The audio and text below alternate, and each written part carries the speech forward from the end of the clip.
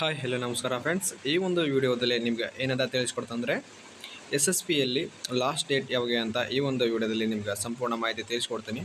Video skip ಮಾಡಿದೆ ನೋಡಿ. Okay friends, first ಬಂದುಬಿಟ್ಟು ನಿಮ್ಮ SSP ಪೋರ್ಟಲ್ ಓಪನ್ ಮಾಡಿ. ಓಪನ್ ಮಾಡಿದ ನಂತರ ನಿಮಗೆ ಈ ಒಂದು ಪೋರ್ಟಲ್ ಬರ್ತದೆ. ಓಕೆನಾ ಫ್ರೆಂಡ್ಸ್, ಫಸ್ಟ್ ಬಂದುಬಿಟ್ಟು ಇಲ್ಲಿ ನೋಡಿ ಹಿಂದುಳಿದ ಕಲ್ಯಾಣ ಇಲಾಖೆ PUC ಅಂತ ಇದೆ. ಮತ್ತು ITI ಡಿಪ್ಲೊಮ್ ಮತ್ತು ಸಾಮಾನ್ಯ ಪದವಿ ಕೋರ್ಸ್ಗಳಿಗೆ ಅರ್ಜಿ ಸಲ್ಲಿಸಬೇಕಂತೇಳಿ ಕೊನೆಯ ದಿನಾಂಕ ಯಾವುದಪ್ಪ ಅಂದರೆ 20/12/2024 ಕೊನೆಯ ದಿನಾಂಕ ಕೊಡಲಾಗಿದೆ.